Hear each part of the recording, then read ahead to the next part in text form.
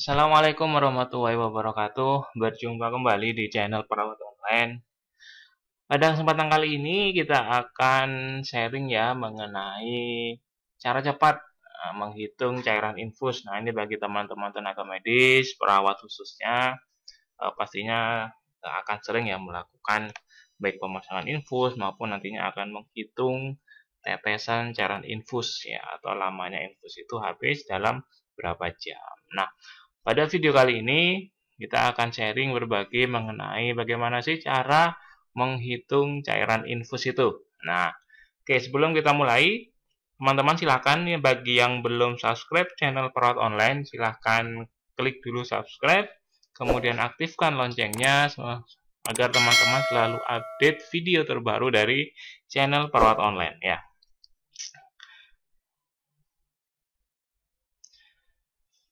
Oke, kita sekarang masuk ke rumus. Nah, rumus dari cara menghitung tetesan infus. Nah, ini adalah rumus umumnya ya. Rumus umumnya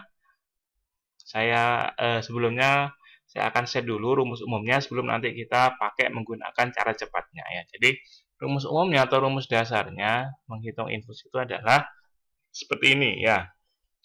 Jumlah cairan yang dibutuhkan itu dikali faktor tetes ya, kemudian dibagi waktu dalam jam, kemudian dikali 60. Nah, kenapa 60? Karena nanti hubungannya ke menitnya.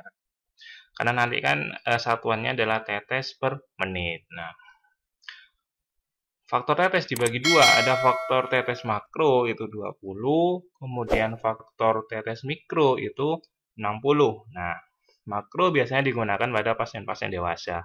Dan pada pasien-pasien anak kita nanti menggunakan mikro. Oke, nah rumus umumnya seperti ini ya. Nah, dari rumus umum ini baru kita bisa menyederhanakan ya, menyederhanakan. Nah, bagi yang dewasa kita cukup saja langsung menggunakan rumus jumlah cairan yang dibutuhkan dibagi waktu dikali 3. Nah, ya kita sudah lebih sederhana. Jumlah cairan yang dibutuhkan dibagi waktu dikali 3. Nah, sedangkan pada anak yaitu jumlah cairan yang dibutuhkan langsung dibagi dengan waktu. Waktu di sini dalam satuan jam.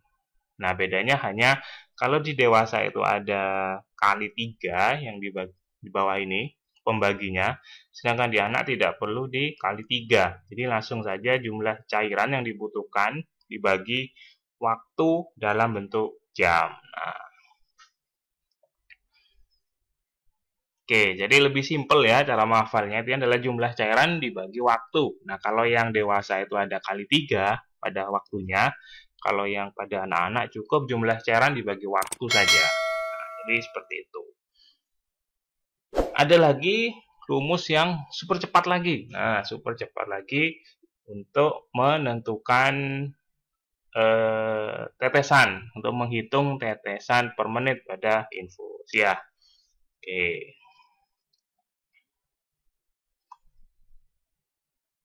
Nah, ini dia ya, cara cepat hitung infus dewasa ya. Jumlah kolov dikali 7. Nah, itu saja. Sudah langsung kita bisa tentukan tetes per menit. Ya, jumlah kolov dikali 7. Jumlah kolov itu artinya apa?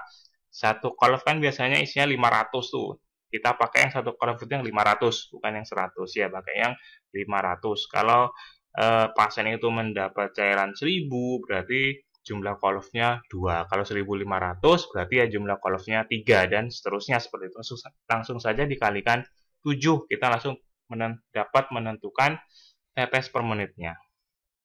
Nah, tapi perlu diketahui ini ada syarat dan ketentuan yang berlaku pada rumus ini. Ya, rumus ini tidak bisa digunakan pada semua situasi. Nah, tapi ini adalah khusus pada situasi seperti ini. Nah, ada syarat ketentuannya. Satu kolofnya adalah 500 cc, cairan yang dipergunakan adalah dalam 24 jam. Nah, 24 jam. Kemudian set infus dengan faktor tetes 20 atau ini berlaku untuk menghitung infus pada dewasa karena faktor tetesnya yang menggunakan makro yaitu yang 20.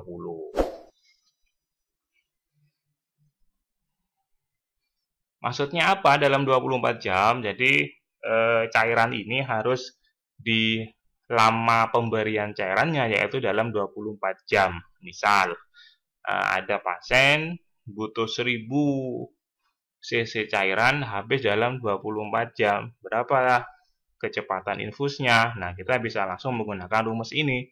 1000 cc itu kan jadinya ada 2 kolom. Nah, 2 dikali 7 berapa? 14. Jadi kecepatan infusnya adalah 14 tetes per menit untuk pasien dengan kebutuhan cairan 1000 cc selama 24 jam. Nah, jadi ini adalah cara cepatnya untuk menghitung infus dewasa dengan kondisi yaitu cairannya dipergunakan dalam 24 jam. Jadi teman-teman langsung saja menggunakan rumus ini, tidak perlu menggunakan rumus yang di awal tadi, tidak perlu dibagi waktu dan dikali 3 seperti itu ya. Oke, nah ini ada contoh kasus misalnya. Cairan yang tersedia 500 cc harus habis dalam 12 jam untuk pasien dewasa. Berapakah jumlah tetesan setiap menitnya? Nah, ini ya, pada pasien dewasa. Nah, berarti kita sudah harus menggunakan faktor tetes yang mana? Nah, oke, kita langsung menggunakan rumus ya, yaitu jumlah cairan yang dibutuhkan dibagi waktu dalam satuan jam dikali 3. Sekarang kita tinggal masukkan saja jumlah cairannya berapa, yaitu 500 cc. Nah, habis dalam waktu 12, ya 12 jam. Berarti 500 dibagi 12 dikali 3. Nah, langsung saja kita bisa menentukan hasil, yaitu 13,88. Kita bulatkan menjadi 14 tetes per menit. Nah, ini juga bisa berlaku dengan menggunakan rumus cepat, karena ini juga pada pasien dewasa dan kelipatan 24 ya. Artinya kelipatan 24 itu bisa 12 ya, bisa 6 jam, 12 jam, 24 jam, kemudian bisa 48 jam dan seterusnya ya. Sekarang kita bandingkan apakah hasilnya sama menggunakan rumus yang sebelah kiri dan menggunakan rumus yang sebelah kanan. Nah, jumlah kolom dikali 7 sama dengan tetes per menit. Itu kan rumus cepatnya. 500 cc berarti hanya ada 1 kolom ya. Berarti 1 dikali 7 sama dengan 7 tetes per menit. Nah, itu habis dalam waktu 24 jam. Karena di soal ini yang ditanyakan adalah habisnya dalam 12 jam, 24 ke 12 kan berarti 2 kalinya. Berarti tinggal dikalikan 2 saja. 7 dikali 2 sama dengan 14. Jadi sama ya jawabannya ya, yaitu 14 tetes per menit. Nah, kira-kira lebih cepat mana menggunakan rumus yang melakukan pembagian ini atau langsung menggunakan rumus cepatnya, yaitu langsung jumlah kolom dikali 7. Tentunya menggunakan yang super cepat ini ya. 1 dikali 7, 7 tetes per menit dalam 24 jam. Karena yang diminta 12 jam berarti 2 kalinya, yaitu 7 dikali 2 menjadi 14 tetes per menit. Oke, ya itu pada contoh kasus pasien dewasa.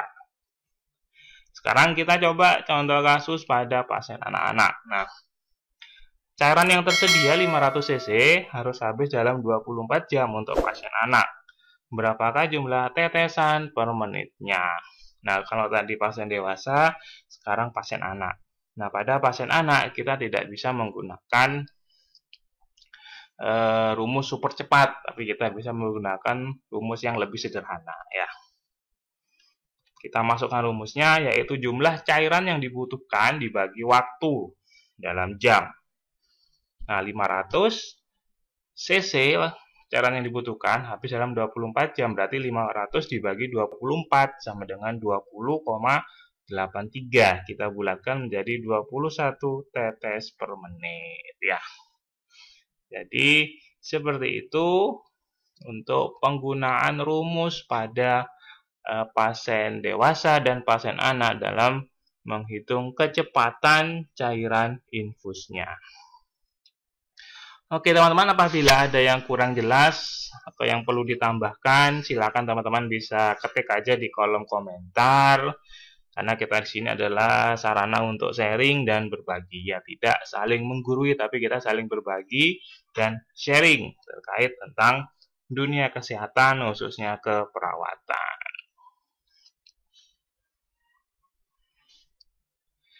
Oke, terima kasih atas perhatian teman-teman semua. Cukup sekian video pada kesempatan kali ini. Semoga bermanfaat. Terima kasih atas perhatiannya. Saya akhiri. Wassalamualaikum warahmatullahi wabarakatuh.